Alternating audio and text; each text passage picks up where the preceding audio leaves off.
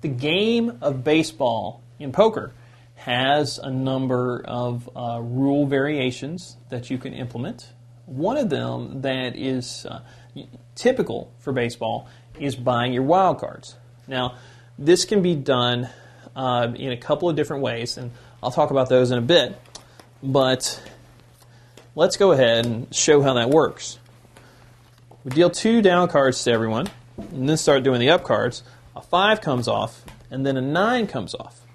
At this time, if you're playing pay for your wild cards, the dealing ceases. And the person with the 9, if they want that card to be wild, has to match the pot. This time there are 4 white chips in the pot, so they have to put out 4 white chips. Now, there are a couple of ways that you can play this. One rule is you pay for your wild cards to make them wild. If you don't pay for them, then they're played as face value. Another way to play is you pay for your wild cards to make them wild. If you don't pay for them, you must fold.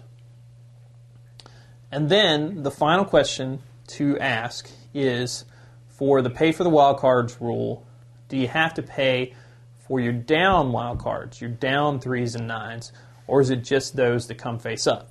So you will have to decide those questions when you name the game, when it's your turn to deal, and you say baseball. If we go around, we see that a 3 comes off. 3s are also wild, and this player, if they want it to be wild, must match the pot. So whereas the first person who caught the 9 only had to pay 4, this person has to match the pot and pay 8.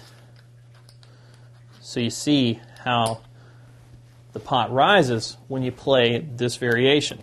And we'll talk a little more about that in the next segment.